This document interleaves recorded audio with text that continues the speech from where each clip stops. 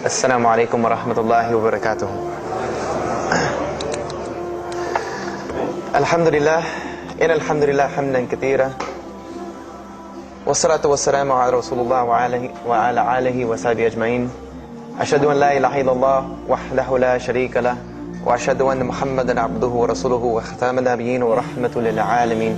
Wa da'iyan ila Allah bi'idhnihi wa sirajan munira, amma ba'd. I'm going to tell you tonight about my journey from where I once was as a former Christian youth minister to how I got to where I am now. There's a lot of bumps in the road. You know, it seems pretty clear. Yeah, you're a minister and now you're a Muslim. You know, but there's a little bit more to it, inshallah. So just bear with me, and hopefully you'll get something out of it. Because the point is, at the end, is I want you to get the message behind the story. Because if I was traveling around the country just to tell my story, then I would be wasting time. It's on YouTube. Anyone can go get it from anywhere in the world.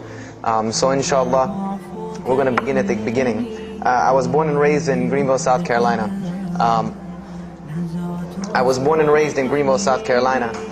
And I was raised by my grandparents, because at a very early age my mother had stepped out and my father was working 2 jobs. So it was me and my grandparents.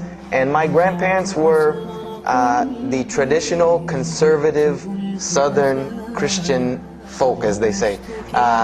They were they were very, very conservative in their ideals and their ideologies, in their ways. You know, as you hear about, people being set in their ways. That was my grandparents. Like we did it this way, and this is the way you did it every single day, and that was it. And we were very religious in the sense that we went to church on Sundays, we went to church Sunday evenings, we went to church Wednesday. And in Christianity, that's considered very religious. And it was not hard for us to go to church, and it was not difficult for my grandmother to drag me to church every Sunday, which as a kid is what they had to do, because the church was 2 houses down from our house. There was 2 houses, and then there was the church. So it was not hard for them to drag me every Sunday. And I hated church as a kid because of the simple reason that, we were brought up United Methodist, and Methodist is, for any of you know, it's very traditional. It's not like you think about like screaming and shouting in church and all that. No, you listen to the preacher, you stand up and you sing, you sit back down, you listen to the preacher, you stand up and sing, you sit back down, listen to the preacher, and that's it. That's all that happens. And the pews, as they call them, the chairs are made out of wood. They're hard. You get tired of sitting there. You're fumbling around, playing with the money that my grandmother gave me to put in the offering plate, all of these things. That's what I remember from church as a very small boy. But the thing that I do remember enjoying about church was Sunday school. Sunday school is what I got enjoyment from, because went to Sunday school, you painted pictures, of like Noah building the ark. You painted, all these pictures of Moses splitting the Red Sea. You learned the stories of Moses freeing the children of Israel from Egypt. You learn the story about him splitting the Red Sea. You learn the story about Noah and the ark. You learn the story about David and Goliath. You learn all these beautiful stories in Sunday school. So this was basically, as coming up, this is what I knew about Christianity, was the stories that I learned in Sunday school, because I never listened to the preacher during regular service. So that was the only thing I knew about Christianity. So coming up, this was how it was. It was just the norm. And the conservatism in my house, just to give you an example, and about the level of conservatism, is, if let's talk about gender issues, let's say when I became 12, 13, 14, and I started to actually, notice females, and I actually didn't think they had diseases and wanted to run away from them every time I saw them.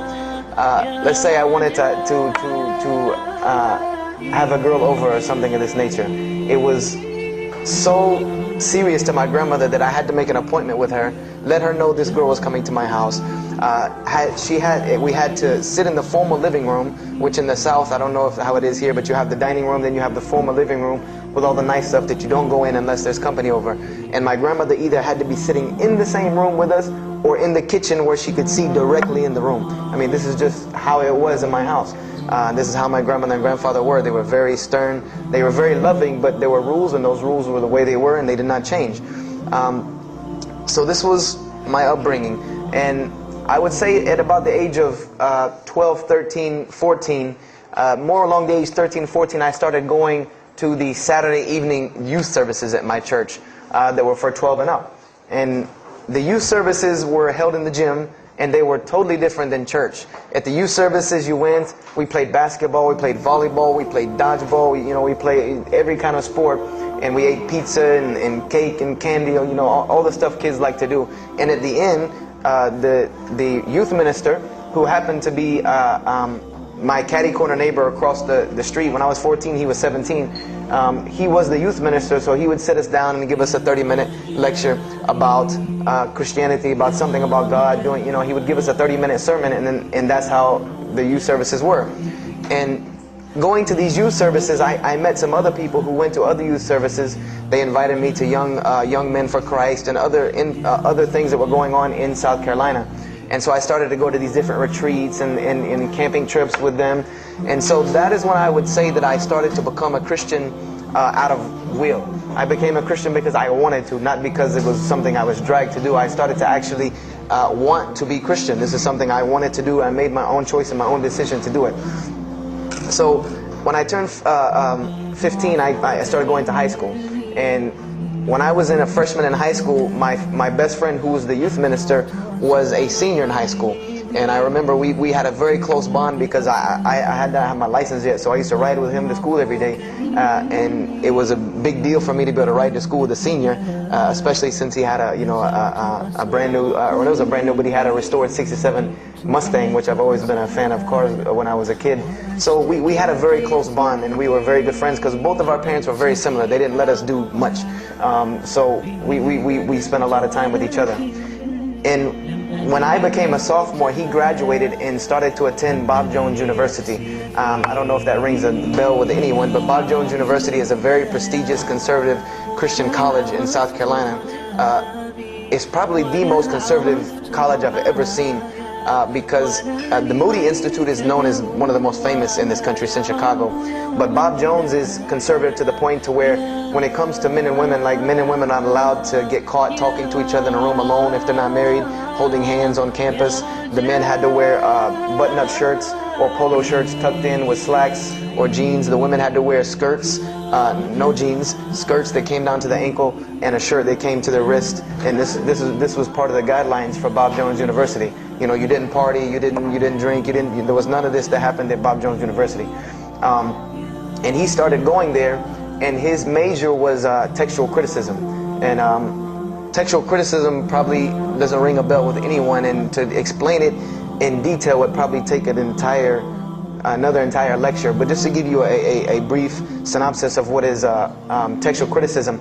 A textual critic takes the ancient manuscripts of the Bible, the pieces of parchment that were found all over the world, and he has to learn Hebrew, Greek, Aramaic, Latin, these languages that these parchments have been found in. And he has to take these scriptures and try to find out where they came from, why there are variations in the many different versions of the same parchment. Let's say you have Matthew chapter 1 from the Bible. There might be 5,000 different variant readings of Matthew chapter 1 in 6 languages. And so he has to be able to take all these and sift through them, try to find out why there's so many variations of the readings, and then determine which one is the original. And that's not as easy a task as it seems. You could figure, which whenever the oldest is probably a more original, which is not the case since there are no originals. You might have one parchment that is the oldest parchment of the group, but it might be a copy of a copy of a copy of a copy of a copy of a copy with laden with mistakes. And then you might have the newest parchment in the series that might be a once over copy from an original, or a twice over second copy from an original. Therefore, it would make the newer parchment more original than the older one. So it's not a very easy field to go into. And he started studying textual criticism, and being that I was his best friend, I started studying textual criticism. Whenever he was, doing his homework or research papers, I was right there with him. Whenever he did a homework, he would always let me read it. Or when he finished his papers, he would give them to me. He would pass down all of his papers to me. Every textbook, when he was done with it, he would give it to me. I started to learn a little bit of Greek, a little bit of Hebrew. So I became, started to become a layman's textual critic, and I applied to Br Jones University in my sophomore year because it was a 3-year waiting process for Br Jones. And when I turned 16, almost 17, my friend came to me one day and he asked me a question that I had never really even pondered upon. He asked me, he said, "Have you ever read the Bible?" And I said, no, in church. I mean, yeah, we've all read the Bible in church. You know, your parents make you open it up and look at it. And at the Bible studies I went to, Young Men for Christ, we did have Bible studies, and we'd read a few passages and talk for 2 hours about those few passages. But he's like, no, have you ever read it? You know, like you read a book beginning to end. I said, no, I don't know anybody that's read, nobody that I knew had ever read it, beginning Genesis 1:1 to the end. He said, but this is the inerrant word of God, as we are taught. This is our instructions on earth. Why haven't we read it? You know, why have we not read this book? And I said, you know, that's a very good question.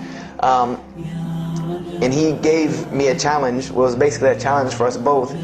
He said, let us start with Genesis 1:1 and let's read the Bible and let's see what God says to us. Because this is the inerrant word of God, inspired to men for instructions for us. So let us see what God says to us. If God can talk to the preacher through this book, why can't he talk to me? I said, you're right. I said, that's very good. I had a lot of time on my hands. I wasn't really allowed to do much anyway after school. So I said, why not? Let's read the Bible.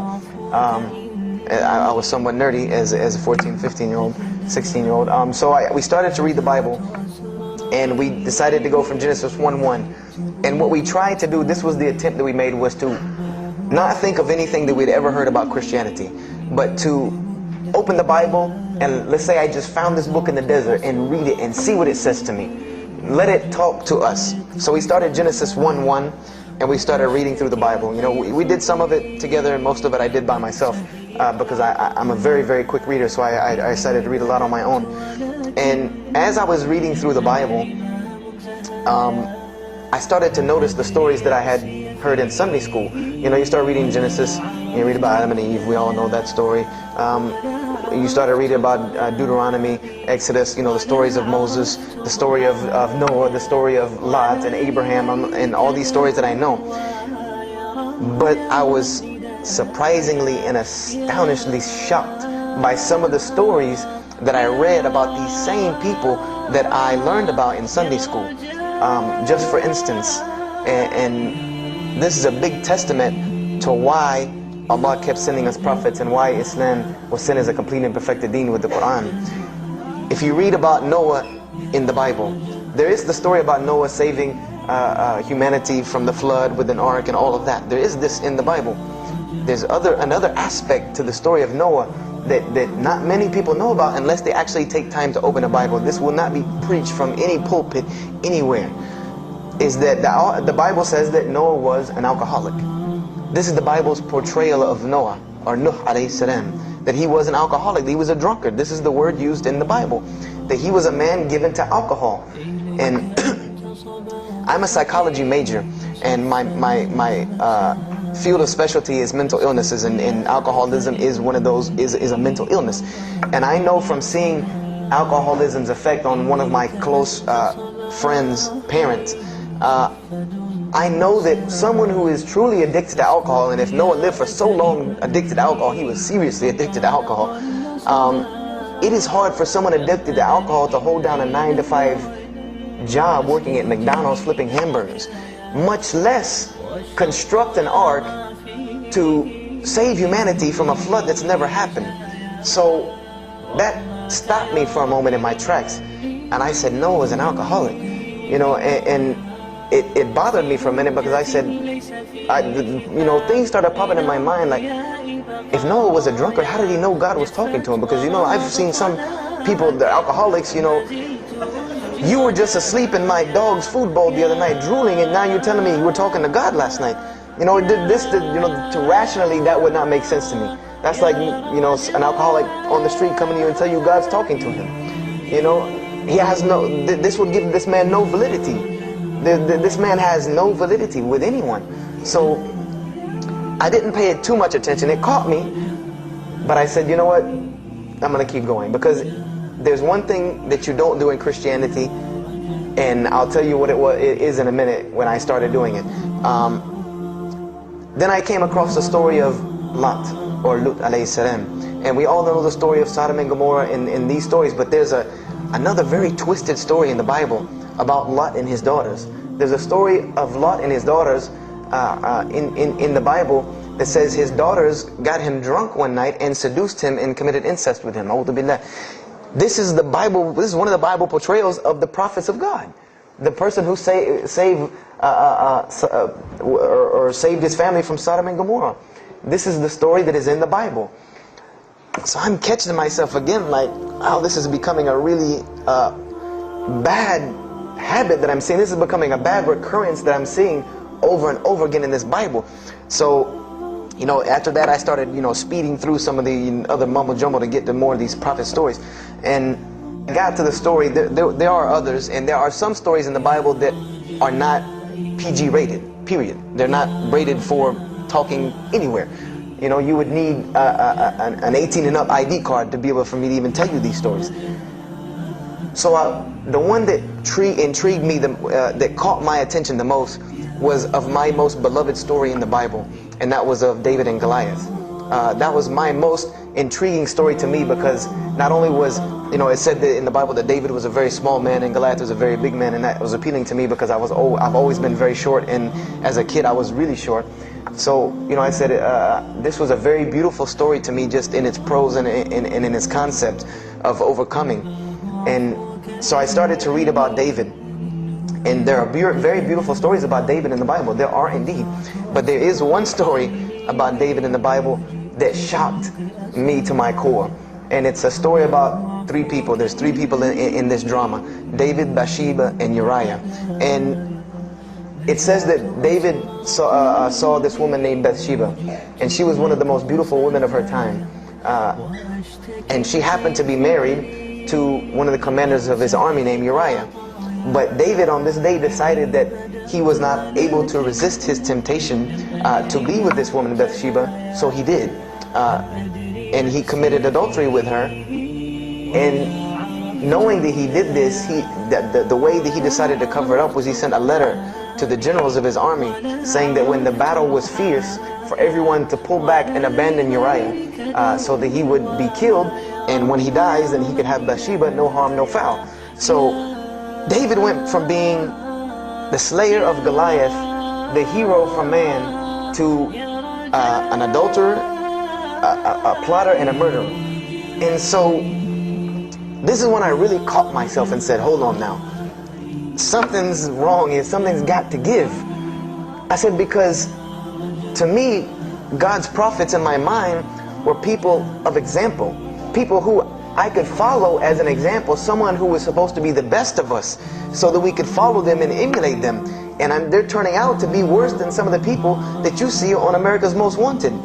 David is somebody that if I only knew this about him from the Bible, I see him coming down the street, I'm going the other way and calling 911, because he has to have a warrant out on him for something.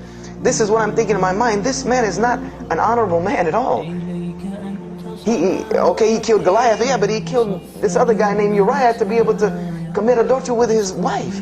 So I committed the cardinal sin in Christianity. I started asking questions. This is the one thing you do not do in Christianity, is you don't ask questions, especially not about issues like this. So I went to my pastor and I started asking questions. You know, what's going on here? You know, pastor, there's a very bad recurring habit about these men in the Bible. What is the deal here? And I remember he told me the same thing that almost every pastor or every evangelist or anyone I talked to about this, same answer, almost like it was programmed. They would put their hand on my shoulder and say, Brother Joshua, don't let a little bit of knowledge wreck your faith, because you're not justified by knowledge, you're justified by faith. And they would quote me verses like, lean not on understanding, you know, Paul's, we're justified by faith in Jesus Christ. You know, they would quote this whole line of thing to me like it was already pre-programmed, that they programmed in pastor school that people are going to ask you questions and here's the answer. So, you know, I said to myself, you know, I don't know, pastor, you know, this just seems kind of odd. He said, let me tell you something. What you're reading is the Old Testament referring to God's covenant with the children of Israel. And they were a different people, a very stubborn, crazy people. So why don't you move on to the New Testament? In the New Testament, you'll find the new covenant that we're under with Jesus Christ, and I promise you things will change and be better. I said, okay, perfect. So I went ahead and finished and got to Malachi and then started with the New Testament. So I opened the New Testament. I said, here we go. Let's start all over again. But there were a few things that I had learned from the Old Testament that I wanted to keep in mind when I started to read the New Testament.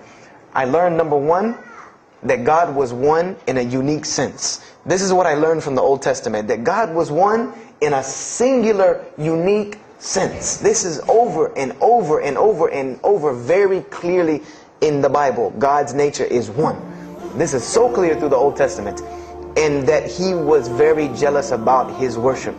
And every single time the children of Israel would turn to something else other than Him, He would punish them and restrict their lifestyle. This is something that I learned. And it kind of, the similitude to me with how God dealt with the children of Israel was, and I hate to use this stark contrast, but it's almost as if one of us went out, God forbid, I hope not, and let's say we went out here and robbed a bank. You rob a bank, you're going to jail for a long time. And every day when you wake up, do you think that jail is going to look like the Hilton at LAX? No, I doubt it. It's probably dark, cold, bad food, orange jumpsuits, not nice people, the whole 9 yards. And the reason why this is, and I know this now from studying psychology, is that this is supposed to be a stark reminder every single day when this person wakes up that you are in jail. This is supposed to remind them every single day you're in jail because you committed a crime. And we run this, not you. This is the message that is being portrayed to this person in jail. So when the children of Israel kept rebelling against God, He restricted their lifestyle. If you study Judaic law now, it is some of the most strict religious law you can find. All of the good things that we enjoy as Muslims, even when it comes to dietary laws, like the good parts of the meat that we are allowed to eat, they can't have these things. These are things that are restricted from them. Why? Because Allah wanted to remind them every day that I am Allah. I am your God. You will worship me. I run this, not you. And I understood this from reading the Old Testament. This is a concept I had come across. So I started with the New Testament, Matthew, Mark, Luke, and John. And one other thing that I did when I started to read the Bible was, if you go to Barnes & Noble, let's say you go to Barnes & Noble and you take a book off the shelf, what is usually the first thing you look at? The title. Then the next thing, the author. You want to know the title and the author. What is the name of the book? Who wrote it? And if you do this test with every single book of the Bible, you get a title and no author. Author unknown. Or author is appears to be so-and-so, or we derive that so-and-so possibly written this. Like let's just say for Exodus, they say Moses wrote Exodus, which if you read some of Exodus, he couldn't have written all of Exodus because the last part of Exodus is Moses' death, burial, and Joshua taking over the children of Israel. And now unless Moses was a sure indeed prophet that was able to write things after he died, then he did not write these things. And so when you go to Matthew, Mark, Luke, and John, I wanted to know Matthew who, Mark who, Luke who, John who, because it's called the Gospel according to Matthew. The bad thing is that no one knows. No one knows because no one penned their name down to these things. No Bible scholar in his right mind will tell you that we know for sure Matthew so-and-so wrote this, Mark so-and-so wrote this, Luke so-and-so wrote this, John so-and-so wrote this. It's factual information that we do not know who wrote these. So I was intrigued. I'm like, that doesn't, why would somebody write this book that's supposed to be passed down over generations and people are supposed to, it's the inspired word of God to guide mankind, and nobody decided to pin down who wrote it. But anyway, I started to read it and I started to notice things about the teachings of Jesus Christ. And they were not what I had learned in church. When Jesus spoke, He spoke of the nature of God. And when He spoke of the nature of God, it was the same nature of God that I found in the Old Testament. Jesus said many times that God is one. God is unique. He would even quote from the Hebrew scriptures. Hear, O Israel, the Lord your God is but one. When He was asked, what is the greatest commandment? Or He was asked the greatest commandment. He said the greatest commandment, and every Muslim should understand these two concepts. This should be nothing new to you. The greatest commandment is to love the Lord your God with all your heart, with all your might, with all your strength, and then to love your neighbor as you love yourself. He said the rest hang on these two, which we know in Islam we have rights of the Creator and rights of the creation. So this was the concept that He was teaching. And he even said in 1 John 5:17, and this was more clear to me than anything else can be. This is life eternal, that they may know you, the only true God, and Jesus Christ, whom you have sent. And when you look at that in the Greek and the Aramaic, it is almost exactly to a T of La ilaha illallah Muhammad Rasulullah. Now that I know Arabic and have understood that, very same similar statements.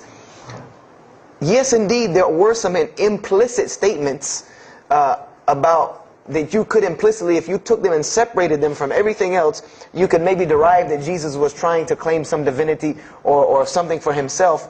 But I also know from doing psychology, and I did a little bit of law too, that an implicit statement cannot override an explicit statement. An explicit statement always takes precedence.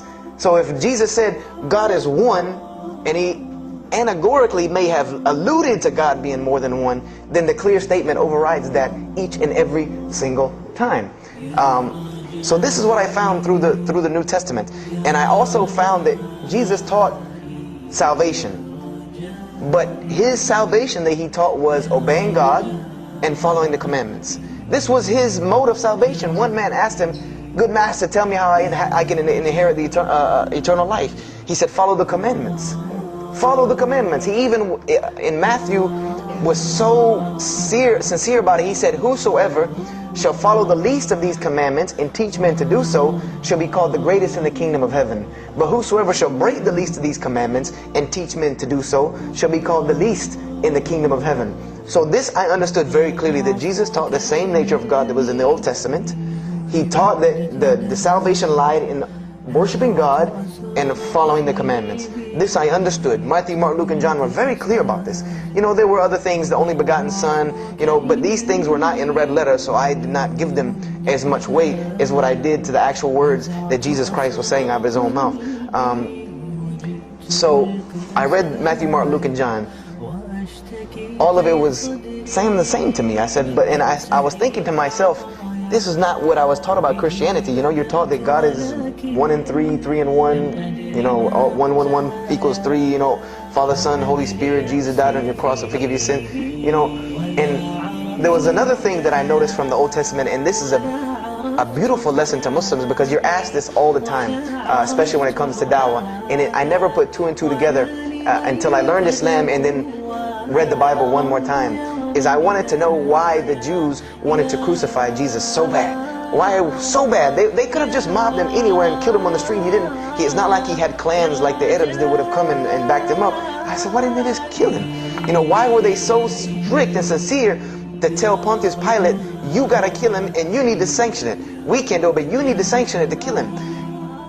And now I understand it, was that Jesus had a mission, and that mission was to share God with the world. And Paul even kind of tells on himself in his book of Galatians as to why Jesus was meant to be crucified, or the Jews wanted to crucify him. Paul said that the crucifixion is the stumbling block for the Jews, and he explained in Galatians that Jesus Christ, and this is how he tried to roundabout explain it, was cursed for us, to remove us from the curse of Allah by taking this curse upon us, for it is written, and he quoted the Old Testament, everything that hangeth on a tree is cursed. So I went back and studied the Old Testament and Judaic law, and I realized that people who were crucified, that was considered a curse upon them. You had to do something pretty serious to get crucifixion, because it was considered a curse from God. It was part of their law that when someone is crucified, that person is cursed. So wherever they buried these criminals, like in the graveyards in Israel, in Jerusalem, in Palestine, where they buried these criminals that were crucified, this was considered cursed ground. This was considered ground that you didn't go on, and you did nothing here, because these people are cursed by God. So I started to put 2 and 2 together. That it's not that they wanted to kill Jesus, because they could have just killed him. They wanted to disprove who he was. This was their point, was to disprove who this man was. He said he's the Messiah. They wanted to disprove it, and they knew if you can crucify Jesus, he can't be the Messiah. He cannot be our Messiah if you can crucify him. And even if he is, if we can still force our crucifixion on him, then that'll detriment his message. So they understood this and knew this, and this is why they wanted to crucify him. And this is exactly why Allah saved him from it. This, because everyone asks you, why did Allah save him from the crucifixion? Because you cannot crucify. That was part of his law that he came to fulfill, that he could not be cursed according to this law. He said, I have come to fulfill the law. To fulfill it, therefore he couldn't be cursed according to it. And this is why he went to the Garden of Gethsemane and asked God to remove this from him, because he knew how detrimental this was to his message of crucifixion. So I began to see all of these things. So I started to read. I got to the book of Acts and started to read the writings of Paul the Apostle, and things went from this to this. It went from one way to another way. It went completely flipped, turned around. The entire teachings went from obeying God, worshiping God, following the law, to worshiping Jesus Christ and abolishing the law completely. Paul even wrote to the Galatians, "Oh, you foolish Galatians, why are you still following this cursed law? Jesus Christ came as a curse to remove us from the affliction of this curse." So I said to myself, but Jesus just said a few books before this that whosoever shall break the least of these commandments and teach men to do so shall be the least in the kingdom of heaven. And here you go, Paul preaching this gospel to abolish the law. So I even asked, what is going on here? So I started asking my pastor, and my pastor said, now you're getting into deep water. You know, now you're starting to question the New Testament. You really have some issues. You know, they even thought that I might be, possessed and all kinds of things. So I had a very big conflict going on inside of me, and my friend took me to his textual critic teacher, his professor. And what this man told me probably wrecked my faith in Christianity. And I always say, I doubt he would be very happy me traveling around the world telling people that a Christian professor from Bob Jones University wrecked my faith in Christianity. But he did. Because what I asked him was, what happened to all these contradictions? In the Old Testament there are many contradictions. If you study Hebrew language, you'll understand that when you read some of the Old Testament or the Torah, that there are some parts of the Torah that you can see is the most beautiful Arabic that you can see, just the most beautiful Hebrew that you can see, just like when you read the Quran. It's very beautiful Hebrew. And then 2 chapters later you'll see Hebrew that looks like a broken 3-year-old who is trying to scribble some Hebrew down. It looks very colloquial, very dialectic. You can tell it's not the same person speaking. So I went and asked him about all this stuff I saw. And he told me, he said, what you have is a book written by men over centuries and centuries and eons and eons. And he says, and this book started as an original that was copied and copied and copied, and somebody added a mistake, and somebody came behind him and corrected that mistake and added 2 of his own. Someone came and copied it and skipped a line and added a line where it wasn't supposed to be. And then someone else came and copied it and took it to his country, and in order for it to fit well with the doctrine they were teaching, he would cross out a dot here or cross out a word here or change a word here so that it would fit with the theological ideas of this part of the world. And he said, and after all these years, you have a book now that is compiled from all of this, written by the hands of men that still have men's fingerprints left on it. And that's what you have. You have an imperfect book that is only perfected through faith. This is exactly what he told me, that this book is perfected through faith. You cannot perfect it textually. It's not a textually perfect book. Those who believe in it by faith. And so I said, here we go again with this faith thing. I said, God gave me a brain for a reason. If he did not want me to use it, he would remove this reason and logic part of my brain out and replace it with more faith. So, and I was of the opinion, as the saying goes, my grandmother didn't raise a fool. I'm no fool. I said, I can't believe in this. This book I've been taught is the inerrant word of God, and you're just telling me that it's a book of errors that's only perfect through faith. That's like me taking a 1982 Datsun all beat up and saying, if you believe it can be a Mercedes. If you believe.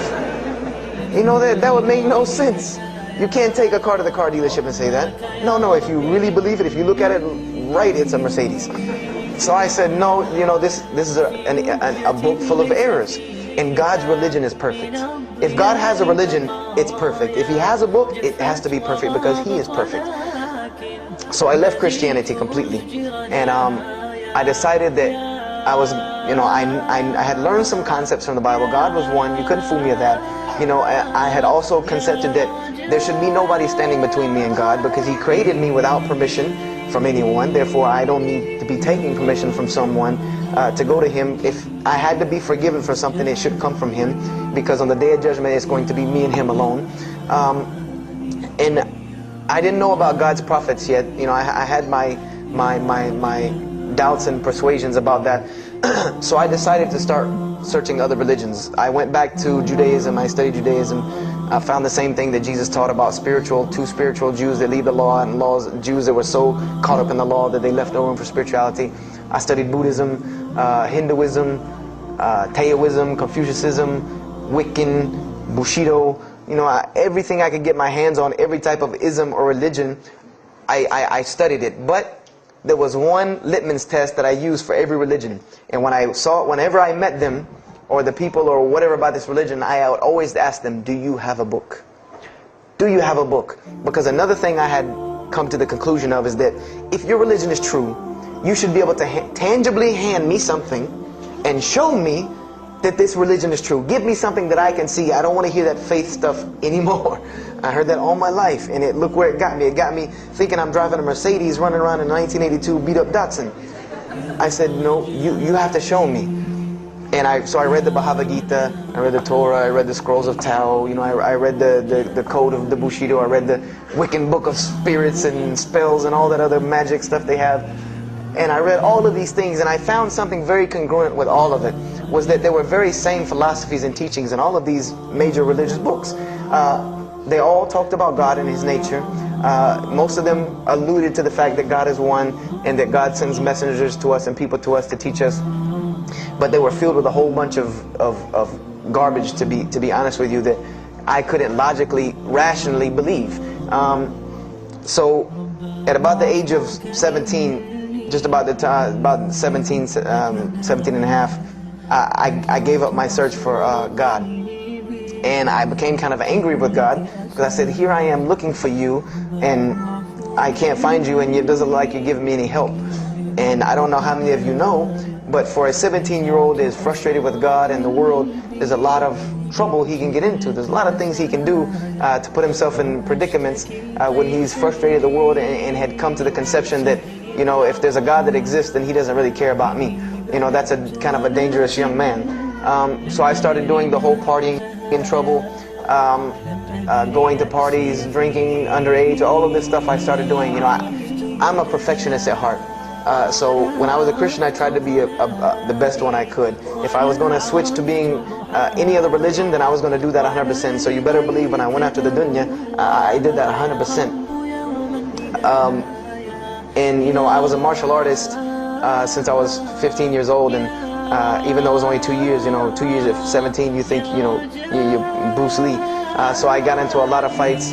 Got kicked out of school, had to go to another school, got in one fight, got arrested for a fight, you know, and there were a couple incidences that stopped this downward spiral, because I was on a very, very quick downward spiral that would end.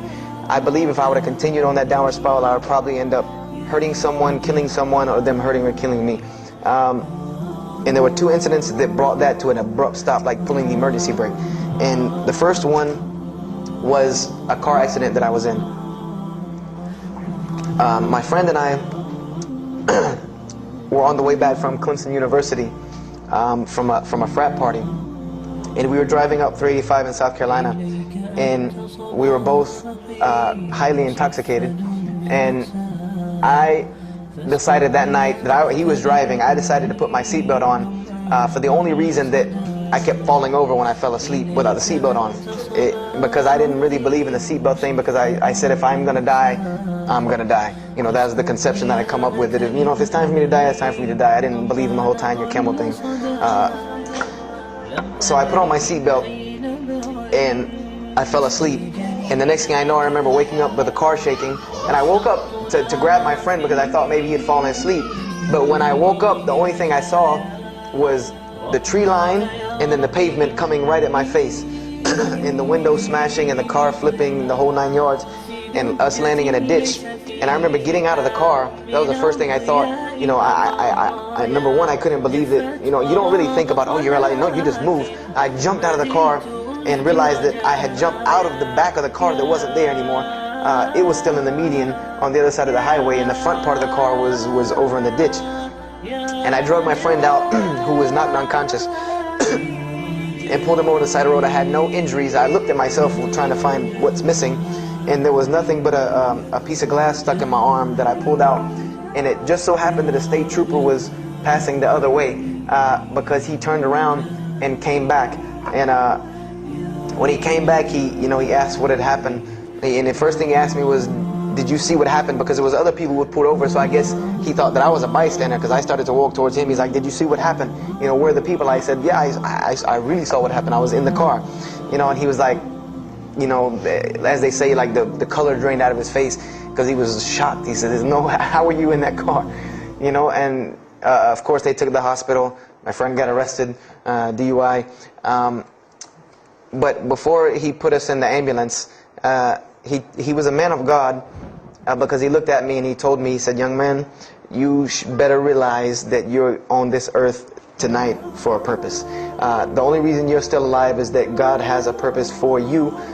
If not, you don't live through things like that. People without purpose, if you didn't have a purpose, then this night would have been your night.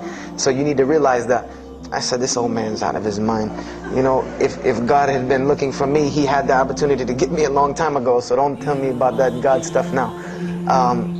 So I paid it no attention, and about a month later, 3-4 weeks later, my friend and I, same two, he's on crutches still, we decided to go to New York City. We decided to just take off, drive to New York City. We didn't tell our parents where we were going. I said I was sleeping in his house, he said he was sleeping in my house for the weekend. So we drove to New York. And in New York, I remember going to the ATM to get some money. And in New York, they have these ATMs where you have to go in the little glass room to get your money at ATM. I don't know if they have that here, or if any of you have been to New York. Now, alhamdulillah, you have to put your bank card in to go in there. But in '97, it was not like this. You went in, and it was almost like the game Mousetrap, because you go in, take out your money, criminal comes right in behind you. There's nowhere for you to go. There's nowhere to run. So I went in and I took my money out of the ATM, and I heard the door open behind me, so I turned around, I thought somebody was coming in behind me, and there was a man who put a gun to my face, and he must have really, really, really, really needed this money, because he didn't ask me anything, he didn't say a single word. I just remember looking at the gun in my face and him pulling the trigger, and it was a revolver, and to this day I'll never forget that image in my head of seeing that little spindle turn and hearing that very distinct click of a revolver. And it probably could have been like a .32 snub-nosed gun like this, but when it was in my face, it looked like one of those like cannons that you see on the movies. And I remember when he pulled the trigger, I didn't think anything. You don't think anything. You just blank. You just go into this like shock of blankness. And then a couple seconds later, thankfully I had been doing martial arts. That might have helped me overcome the fight or flight syndrome, because all I could think was go, like myself kicking myself, like, what are you doing, go. So I bum rushed him. We went flying, he went flying, money went flying, gun went flying, and I took off and went to the hotel and didn't say anything to anybody. We went back to South Carolina the next day, and I didn't say anything because we weren't supposed to be in New York. My grandfather would have killed me. If that guy didn't kill me, my grandfather would have took care of it. So I didn't say anything until about a month or two later. I kept having nightmares about this same incident. I kept having night terrors from this incident, and so I told my grandmother about it, and she told me the same thing that the officer had told me. She said, you have to realize that God has a purpose for your life. You're here for a reason. People don't go through the things that you've been through and still walking on this earth without a reason, and you're pushing the limit. This is what she told me. You're pushing the limit, really. God has something for you, and He wants you to get it, but you're pushing it. And she didn't tell me to go back to Christianity and study my Bible. The only thing she told me was that God hasn't gone anywhere. You just have not looked in the right place yet. And so I decided to put myself back together. The car wreck, the gun thing, the getting arrested for fighting, like all of that, like really made me stop really quick and think, that I need to get my stuff together. So I became an agnostic, someone who I believed in God with no form of religion. I prayed to God on the floor on my hands and knees, because this is how all the books of God, this is how the Bible, the Torah, the New Testament, the Bhagavad Gita, all of these scriptures that I ever read, they said that this is how the men of God prayed. And it was during this time that I did read one book about Islam in the public library, because I had never heard of Islam ever. But I remember I was looking in the religious section in the library at school, and there was a book about Islam, and or it was in the library, the public library, and I remember it was some title like "Why I'm Not a Muslim," or some, you know, one of these titles that was propagandistic against Islam, but I had no idea. So I just took the book and I read it, and I remember it said that Muslims, M-O-S-L-E-M-S, and any of you knowing Arabic knows that's a very derogatory word. A Muslim is someone who oppresses someone else. That's a very quick sleight of the pen that was used in the past for a very real purpose.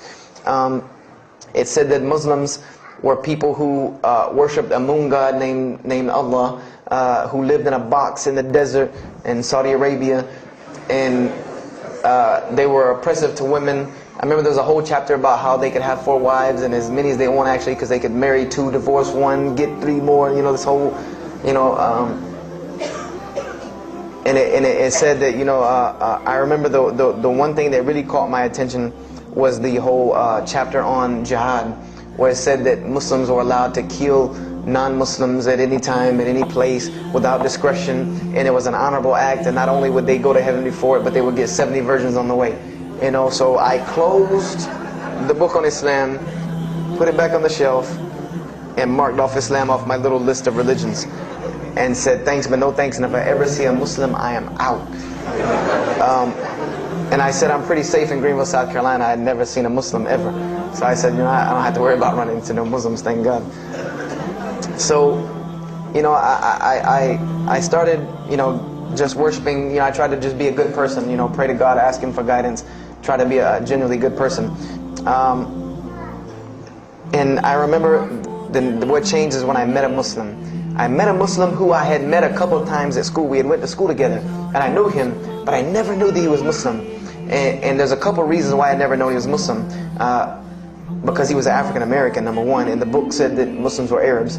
And number two, I didn't know, you know, I thought Muslims ran around, you know, marrying as many women as they want and killing non-Muslims. I didn't know that they could also be part-time drug dealers.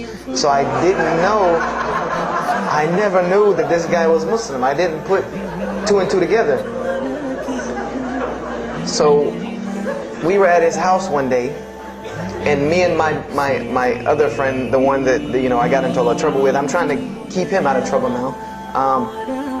We were at his house, and we were debating something about religion. I forget what even the topic was, but you know, you had 2 teenagers thinking they know everything. And I was trying to explain something to him about the Bible. And that guy came in and was listening. He said, "Have you ever heard of Islam?" I said, "Yes, I've heard all about Islam." He was like, "Okay, so what do you think of it?" I said, "What do you mean what I think of it? That's probably the worst religion I've ever seen on the face of the planet." He's like, "Why?"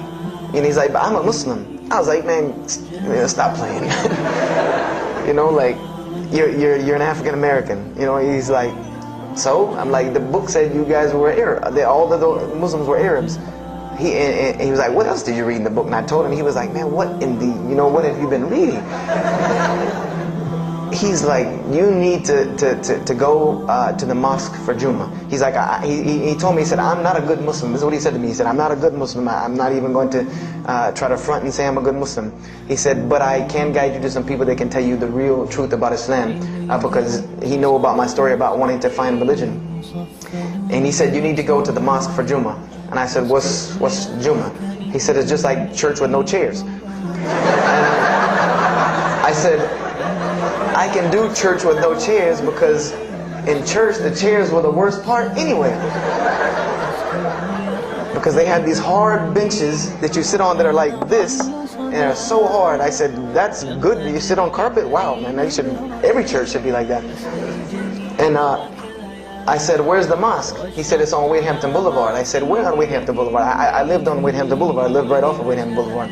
He said, you know where Lee Road intersects with Wade-Hampton? I said, yeah, I lived on the other side of that intersection. He said, it's right there. I said, no, it's not. There's nothing. There's a gas station and a church. He said, yeah, you know that church, the evangelical missionary training facility? I said, yeah, I used to take missionary classes there. He said, you know that building in the parking lot with the gold thing on top? I said, yeah, the gym? And he was like, no, that's the mosque. Because I had always thought it was the gym because it was in the same parking lot and it was just rectangular with 2 glass doors in the front. And you could literally walk in between the church and the masjid and touch them like this. Anyone who doesn't believe me, go to Greenville, South Carolina, look at the masjid. You can almost touch both of them just like this. He said, yeah, it's right there. I said, I've never, at first I was shocked. Like, I've been living across the street from all these crazy Muslims all my life. I said, I never knew. And he told me to go to Jummah, and I asked him what time. He said he would meet me there at 1 o'clock in the afternoon on Friday. So I said, okay. I went on Friday, and I'm waiting outside for him. I'm not going inside. That's not happening. And I'm seeing all these people going in, and at this time, it was a predominantly Indo-Paki Arab masjid. Anyone who went in was not American, period. And I did not see even one African American going there. And I did see one, and then when he went in, I heard him talking in a dialect that I realized he was probably from Africa. So I said, he's not American. So I'm not going. I'm waiting, and I'm standing outside, sitting on the church steps, and the imam pulls up and parks right in front of me, who I had no idea he was the imam. But he got out, and he asked me, am I waiting for someone, this, that, and the other? And I explained to him. He said, oh yeah, we know this brother. You don't see him that much, but we know who he is. And, he said, I'm glad you came. He was a very, very nice, gentle young man. And he invited me into the mosque, and I kind of wanted to wait on my friend, but I didn't want, at the same time I didn't want to tell this man I don't want to go in. So I went in, and they put me in the back and gave me a chair anyway. And I said, I came to sit on the floor. And they gave me a chair anyway, and all of these people are piled up in front of me, and there's no Americans here, and I'm starting to wonder, if this is a setup, because it's starting to smell like a setup to me, because in my mind I'm like, you've been set up before, and this seems kind of like this. So, and I'm starting to think in my head, scenarios, a young mind at play. I said, this other guy, my friend, he probably was in the same situation like me, and he probably made a deal with them to get out, as long as he brought other Americans and tricked them into coming to the mosque, so they could do their jihad after Jummah and get their 70 virgins. So I'm sitting here, and there's all these people in front of me, and then there's a curtain with all these people behind me making noise, and I have no idea who's back here. So I'm stuck in the middle of this. I hear that it's some women, but I don't, there's a curtain, I have no idea. So I'm like, there's something very odd about what's going on right here.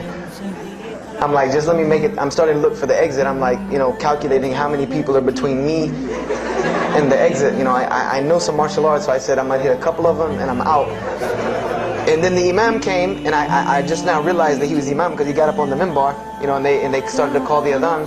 And I said, okay, that man seemed nice. He seemed genuinely nice, so I felt a little more comfort. And then he got up after the adhan, and he started his khutbah. Inna alhamdulillah nahmaruhu wa I said, oh my God. I said, I bet you he's talking about me. And he's being forceful. He was getting loud and banging on the minbar, and he's pointing in my direction. I'm like, oh man, I gotta get out of here really quick. I said, well, I'm gonna take my chances with the women behind me. I'm going through the curtain. And then he started to, when he got done with his Arabic tirade, he started to explain it.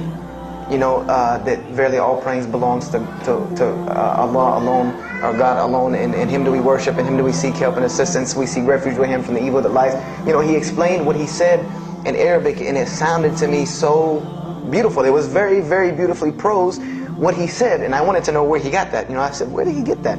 Because it was only about God and about the nature of ourselves.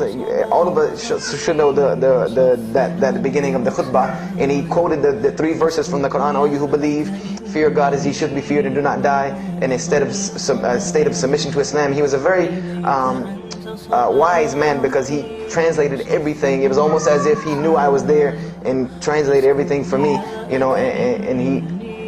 I remember to this day what the khutbah was about. And I don't know if he did it because I was there, or if that was his already planned khutbah, but it's almost as if it was meant for me. The khutbah was that, the title of it was that the forgiveness of Allah is open to anyone at any time, at any place, no matter what, unless they have committed shirk. And the prose of the khutbah was a very long hadith, that some of you will know. And just to make it short, it was the hadith where the Rasulullah ﷺ met Angel Gabriel, or Angel Jibreel, and Angel Jibreel was telling them to tell him that if the Muslims commit this certain sin, to tell them that Allah would forgive them. And every time he would tell the Muslims, they would say, okay, well then what about this sin? And he would go back and meet with Angel Jibreel, and he would go back and come back and say, tell them that Allah will forgive him for that. And this discourse happened, for many different sins. And then finally Angel Jibreel alayhi salam said, tell them that Allah has said, no matter what they do, even if their sins are compiled, like the oceans are from the east to the west, as long as they have not associated a partner with Allah, tell them that Allah will forgive them. And I remember he told me that, or he said that, that the door of repentance to God is open as long as you have not seen the angel of death or the sun hasn't risen from the west. I didn't really understand the sun risen from the west thing at that time. But, and he said that, God's forgiveness has to come from God alone. And this was the whole premise of his khutbah, was on forgiveness and tawbah. And I was saying to myself, these are all of the same concepts that I had formulated through reading the religious scriptures myself. And I'm asking myself, where did he get this stuff from? Where did he get all this? And he started using names like, he used the name Ibrahim alayhi salam, he used the name Musa, and I'm like, he translated it to Abraham and Moses. I'm like, where did he, where is he getting these are names from the Bible, I know these people. And so after the khutbah, they started lining up for the prayer. And I got apprehensive because everybody's getting up in front of me and blocking my exit from the door. And so I guess one guy in the back saw me, and because I had to move back a little bit, he said, we're about to pray. And I said, pray to who? And he said, to God. I said, which one? And he said, the one that created the heavens and earth, the same one that's in the Bible, the only creator of the heavens and earth, the only God. I said, yes, I know him. And so the Imam started to pray, and when he recited the Quran, I know it sounded very intriguing. I had no idea what it was. But then when I saw Muslims bow and prostrate on the floor, verses and verses of every religious book that I had ever read started ringing off in my head, that this was the way men of God prayed. And the first thing that I could think of in my mind was, this is worship. That's what I said to myself. This is not prayer, because prayers are asking God for something. These people are worshiping God. So I said to myself that you've written this religion off way too easily. I thought I was a much more open-minded person than that, and I was ashamed of myself that I had written it off with just one little book. I had put all this studies into the other religions. I read this one thing about Islam and was done. So I went to the Imam after Jummah. He talked to me, and I would have to say that I was probably a little bit rude with him. And I've asked him to forgive me. I saw him a few years later. I said, you got to forgive me for the first time you saw me, because he started telling me, would you like to know a little bit more about? He had a very heavy accent. He was an Egyptian brother. Would you like to know a little bit more about Islam? He tried to give me some pamphlets. I said, no. I don't want any of this right here. I said, do you have a book? This is what I wanted to know. Do you have a book? Can you give me? He said, yes, we have a book. I said, it's called the Quran. I said, can I read it? Is it in English? Can I read it? He said, sure, you can read it. And then he tried to explain it to me a little bit how it came by. I said, nah, just give me the book, because the book should speak for itself. So I took the Quran home, and on Friday night I started to read it, because this is a book I had never seen before, and I was very interested. So I went home and I opened the Quran, and I read the Fatiha. It seemed to me kind of like the Lord's Prayer. It was a little similar to what I found in the Bible. But then I started to read Surah Al-Baqarah. I started to read Surah Al-Imran, and I started to see names that I had seen before. I started to see names like Abraham, Moses, David, Jesus, Yahya, John the Baptist, Zechariah, Mary. And I said, I know all of these names, but there was something different about these people in this book. The prophets that I found in the Bible were people that were deplorable, of not very good character. These same men in the Quran were someone who were at the highest echelon of moral character and moral fiber. They were someone that was an example to be followed, because they lived the message that they preached. Therefore, they were able to be followed and emulated. So I read all of these chapters, and I read the story of Jesus. peace be upon him. Because when I saw the name Jesus first, that really intrigued me. I wanted to see, what does this book have to say about Jesus? And I read the story in Ali Imran, and I read the story in Surah Al-Maryam, and it was more beautiful than anything I had ever read in the New Testament, or any nativity story that I had ever heard. It was more beautiful than that times 10. I remember the only thing that I could capture my mind was the miracle of how, because in the Bible you never really figure out the conflict of how Mary gets over this finger pointing at her about her coming with a baby and she's not married. There's no real end to that. There's no real defense for her from this in the New Testament. But the Quran is so explicit and so clear that Jesus' first miracle was to speak from the womb, to speak as a baby and defend the honor of his mother, something that you cannot deny, something that you cannot deny about her, who Mary was, when you have this baby speaking on her behalf. So I would say I read the Quran entirely in 3 days. But that first night, after I had made it through Surah Al-Imran, my heart was already given to this book. I didn't know what it meant to be a Muslim. I didn't know how to be a Muslim. I didn't even know what that meant. But I knew that whoever it was that followed this book, I wanted to be like these people. I wanted to be like the people that I read about in this book. These were people I could follow. These were prophets. This was a book of guidance. And this was something that the book is calling and appealing to me. That if you don't believe in this book, you never see that. I've never seen this in any other scripture. The direct challenges that are in the Quran, that if you don't believe this book is true, put it to the test. Put it to the test. And this was something that was so astounding to me, that God is telling you over and over again, if you don't believe this is the truth, test it. Bring me something else like it. Test it. Put it to test. If it was written, if there was more than, all of the analogies about God, everything was so logical, so rational, so reasonable in my mind, that it was like 2 + 2 = 4, and that was it. There was no 1 + 1 + 1 = 3, egg, yolk, water, fight. There was none of that foolishness. The Quran was very direct and very straightforward in its teachings.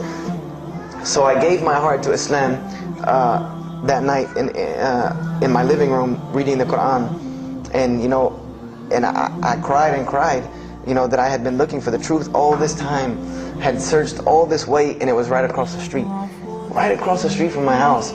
And so I went back on Monday to accept Islam and ask these Muslims where in the world they've been all this time, and I go ready to go in there and do my thing, and I go and the masjid is locked. And because they only came on Fridays and for Isha during that time, and I didn't know, so I said, okay, I guess I have to come back on Friday, because every time I passed by the masjid after that, it was always locked. So I came back on Friday and I took my shahada, and as they say, the rest is history. But I don't travel around the world, and this was in December of 1998. I don't travel around the country and the world telling my story, just for the entertainment value. Even though I've been told it does have some entertainment value, I don't tell it for that person for sure. If that was the only reason, then you could just get it off of YouTube and it was the same exact story. I'm going to finish with this, and I hope you can give me 10 more minutes, inshallah, to tell you why I go around telling my story. I tell my story to let everyone realize that there are millions and millions of people just like me. Just like me in 1998, searching for the truth, can't find a way out. There are millions of people. There are probably millions of people in California, hundreds and thousands, if not millions, right here in in Orange County and Los Angeles in the Southern California area, that want to know the truth, that are tired of hearing the same garbage preached to them over and over again, tired of this shaitan box telling them the same thing over and over again, tired of the world being in the condition that it's in, tired of their life being in the condition it's in. And we as Muslims have the solution to every single one of their problems. And guess where we keep it at? Right here inside the masjid. Right here inside the masjid, we have all of this truth. We have the solution to every problem in the world. You want to solve the world hunger? The problem of world hunger? Islam has the problem. You want to solve the problem of world poverty? Islam has the answer. You want to fix the economic situation of this country? Islam could fix it tomorrow. And this was in an op-ed piece in the Washington Post. In the Washington Post, there was an op-ed piece that the two markets that are falling apart in this country are investments and housing. And there are two people in this market that while the rest are bottoming it out, this market is steadily climbing. It's not getting rich overnight like people want to, but it is continually going up, and that is Islamic financing and Islamic housing markets. These two things are so steady and so strong that economists in DC are trying to figure out how they can take some of these Islamic principles, from these investing and housing firms, and plug them into this system to give it some stability, because they realize that you won't get rich overnight in the Islamic system, but it will be stable. It will be something that will give stability. So they are starting to find out that Islam has the answer and the solution to their problems, but we already know this. We already know this, that we can solve every world problem with Islam, would put an end to it. But the problem is, we're hiding it from the people. Unfortunately, willingly or unwilling, knowingly, unknowingly, we are hiding this from the people. And there's a statement in the Quran and that Allah warns the Jews about what they did with their religion. And it is a statement that is left in the Quran for us, that verily those who conceal the evidences and the clear proofs, after we have made it clear for them in the book, they are those who are cursed by Allah and cursed by those who curse, unless they repent and reveal that which they have been concealing. Those I will accept their repentance, because I am the one who accepts it, the most merciful. We have become guilty just the same way the Jews have of hiding the truth about their religion. When they saw the Prophet Muhammad ﷺ, they knew the truth and wanted to hide it. People, we know the truth about Islam, and we are hiding it. We as Muslims are running around begging Allah for dignity and honor and help, when He has already given it to us in this deen. Everything that a Muslim could ever want has already been given to him in this deen of Islam. Anything that you ask Allah for, there is an account set up for you to go take it out of. You just got to find it where it's at. And any of you, I'm not going to go through the ayahs for they're too long, but if you want to know the solutions to every one of your problems in this world and the hereafter, just go read Surah Al-Saf, ayah 10 through 13. Very, very easy solution. If I had the time, I would read them to you, inshallah. But we have the cure to every disease in the world, and we're not giving it to the people. And I want to use this as a parable, because I really want this to hit home with you. Let's say, what is your name, brother? Abdullah, mashallah. Let's say me and Abdullah are best friends, we're brothers in deen, we're roommates, and we've been roommates for years and years and years. And let's say brother Abdullah has contracts an illness, a disease that is one of the most painful diseases that any human being can ever go through in his life, and it's not something that is going to kill him quick. Let's say this disease is going to suffer and fester with Abdullah and make him not be able to eat, sleep, nothing. He's just miserable all the time. When I come home in the evening, he's rolling around on the floor in pain. And let's say I know him in this condition, and let's say one day I come across the cure for his disease. Someone tells me that if you give this to Abdullah or anyone like him, he will be instantly cured and he will never suffer again. And let's say I take that and put it in my pocket, and I don't give it to Abdullah. Why? Why don't you give it to Abdullah? Well, number one, I'm way too busy. I have 2 jobs, going to school, I have a long commute back and forth, I gotta drive up and down the 405 every day. I don't have time to give Abdullah this medicine, man. If he wants the medicine, he'll go get it himself. I don't have time, I'm really busy. Number 2, I'm not a doctor. I should not be prescribing Abdullah medicine, and I'm not knowledgeable in medicine. He should, if he wants help, he should go see a doctor. I'm not a doctor. Number 3, Abdullah's, please forgive me, but Abdullah's kind of stubborn. He doesn't really listen very well. He probably, he's kind of set in his ways. So even if I tell him this medicine is good for him and it'll cure him, he probably wouldn't even take it anyway. So why waste my time? Do any of these excuses sound familiar? And let's say I don't give this medicine to Abdullah and he dies. And let's say he dies the most painful death that you can ever imagine. I want to ask you a kind of rhetorical question. Do you think on the Day of Judgment that Allah is going to call me and Abdullah up and ask him about this incident between me and him because I've oppressed him? I have oppressed him. I've allowed him to suffer knowing that I could ease his suffering. I'm sure Allah is going to ask us about this. But you know the beauty about Islam is that if Abdullah was a good Muslim, bore this disease patiently and died, he dies as a shaheed, inshallah. And on the Day of Judgment, this is how beautiful Islam is, that he could very well come before and Allah ask us about this, and Brother Abdullah say, you know what? Allah, I forgive him, so you forgive him. This is the beauty of our religion. And Allah will forgive me. But the disease I want to tell you about is the disease that every single non-Muslim walks around with every single day, and they don't even know it. It has no real physical symptoms, and that's the disease of shirk, the disease of being jahl, being ignorant about Allah subhanahu wa ta'ala. Allah gives them life, and they worship someone else. Allah feeds them, and they thank someone else. He created them and fashioned them in the womb of their mother and knows them better than they know themselves. And they have no idea who He is. They don't even know who He is.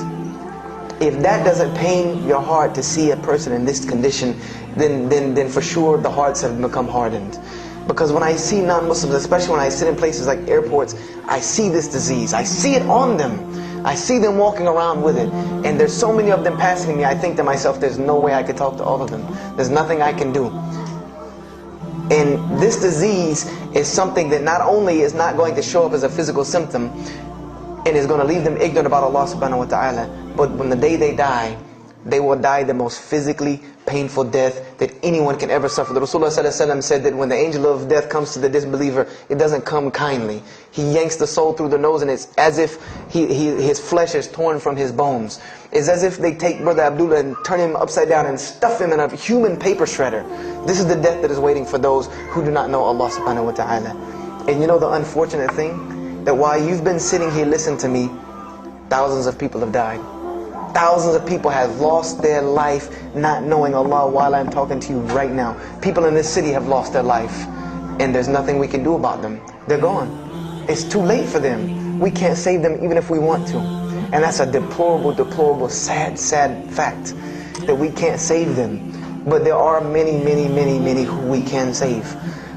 And that all that takes is us taking this light of Islam we have and showing it to the world. There's a statement in the Bible, and I finish with this.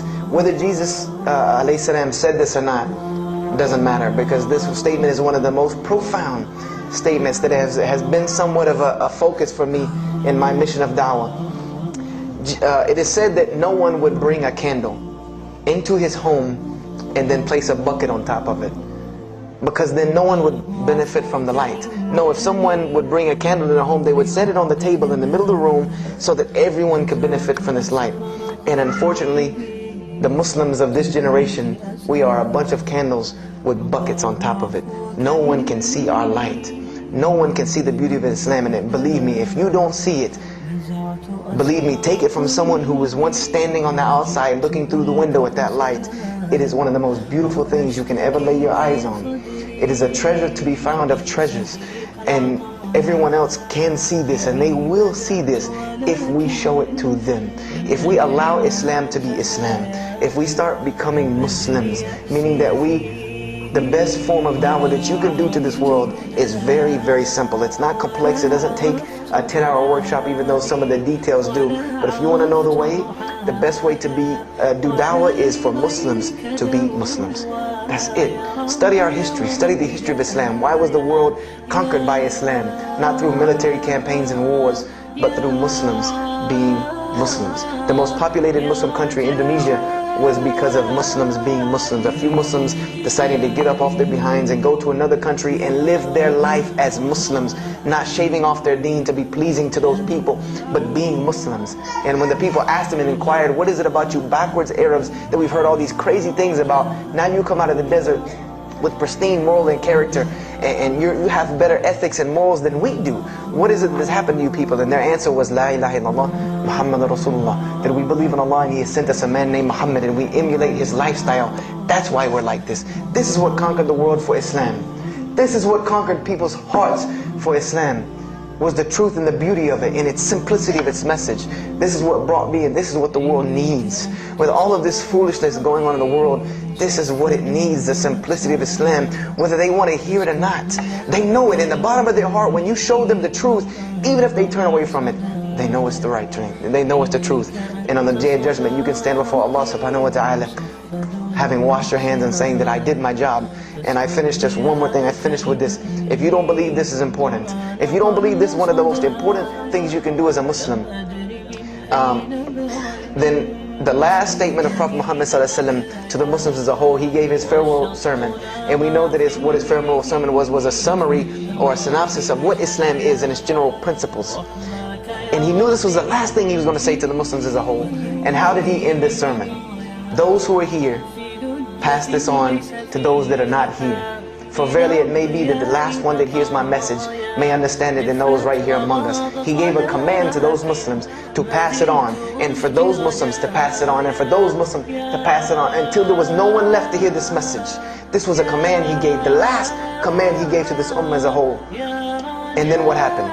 He pointed his finger to the heavens and said, "O Allah, bear witness that I have indeed conveyed your message." And upon saying this, what happened? Allah revealed the surah, "This day I have perfected for you your deen and completed my favor for you and chose for you Islam as your religion." And the last statement that Prophet Muhammad ﷺ gave to us before this was revealed was that we must pass this message on. He gave us that duty. He took that duty that was only reserved for prophets. No one else, no other. If you don't believe me, go read Surah Al-Bayna about what was commanded of the other nations. No other nation was given this opportunity and blessing to pass on this deen except us, because there are no more prophets coming. So the job falls on our shoulders. Qurans are not going to fall out of the sky and hit people when they're walking down the street. This job has now become ours. And just like if the Prophet Muhammad ﷺ had not done his mission, he would have been accountable before Allah. If we do not do our job of spreading this message of Islam, we will stand before Allah on the Day of Judgment. Don't be the person standing before Allah on the Day of Judgment and your neighbor that you've known, your co-worker that you've known 10, 15, 20 years come and find you and tell you, you knew this day was coming. You knew this day was coming and what was going to happen to me, and you did not say anything to me. And those people will complain to Allah about us. They will complain to Allah about us, because we have the truth right amongst them and we're not giving it to them. We need to stop hiding it in our masjids, in our homes, in our hearts, and we need to give it to the people. It's beautiful, trust me. Just hand it to them. Just hand it to them. I promise you they'll take it, because it's something that is so pure and pristine. And now forgive me for probably going over my time, and if we have time, I want to leave some time for questions and answers. I will be outside to take any questions and answers. The only last thing I want to announce and let you brothers and sisters know is one of my biggest dawah projects is a DVD project that I do. And my goal is to put a DVD about Islam in the hands of every single person in the United States of America.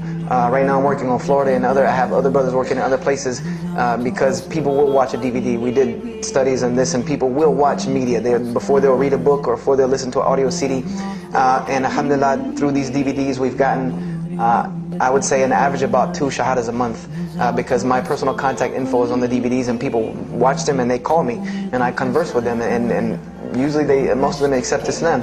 I just had a shahada the day before yesterday from Irvine, Texas, from someone who had bought the DVD and given it, a Muslim had bought it, gave it to his friend. His friend hated it or didn't want it, so he gave it to another person, and that person gave it to a co-worker at work who watched it and accepted Islam. So this is one of my biggest projects. And the way this project works is I make 100 DVDs, and I brought 2 of them with me today. I'm going to explain what they are. The way this project works is I make 100 DVDs, and 75 of them go out to different dawah arenas. And the other 25 I make available for Muslims to purchase for 2 reasons: so that they can be, so that I can buy another 100 to make, and so that you can share in this ajr along with me. Because when you purchase a DVD that makes another DVD, or you give it to a friend, then you share in this ajr with me. And everyone knows that dawah is the biggest pyramid system, because of the hadith Rasulullah sallallahu alaihi wasallam, that one who calls to guidance gets the same reward as the one guided, without that reward being lost from him. So I made these DVDs available to the Muslims, so that you can put a little effort in dawah and make another 100 inshallah. So I brought 2 today, and they're outside. One of them is called Islam in the Bible, which is basically what I just told you in a PowerPoint format, so that you could see all these verses that I saw, all these things that I read that allowed me to see the truth of Islam very clearly when I saw it, and I coincide them with the Quran so that you could see them. And there's another one the other one's called The True Gospel of Jesus Christ, where I go through the New Testament. Well, first part I think is an interview about me and my story to Islam, and there's some other Q&As on the other DVDs about nature of God and all these different things. But it's a PowerPoint presentation about the New Testament and Jesus Christ, and how you can prove to someone that Jesus Christ taught Islam from the New Testament, from their own book, that they have to agree. They either have to believe it or reject it. And if you believe it, then you have to believe what I'm saying is true about Islam. If you reject it, then this is your book, not mine. So, you know, I try to use these two teaching methods, and they also can be given to non-Muslims because they're in a PowerPoint format. They're in a very educated format, and they're available outside for $10 each. So if you could please don't make me take any of them back home, because they always hassle me about taking 200 DVDs on an airplane anyway. So please come and get them, and if you have any questions, my contact info is on there and everything. If you have any more questions for me, and my website and everything. I thank you for your time, and if anything has been of benefit, know that truly all good comes from Allah subhanahu wa ta'ala. And if anything that I have said is incorrect or hurtful or shameful, know that indeed that comes from my own nafs and my own lack of understanding. أقول هذا واستغفر الله لي ولكم فاستغفروه إنه هو الغفور الرحيم. السلام عليكم ورحمة الله وبركاته.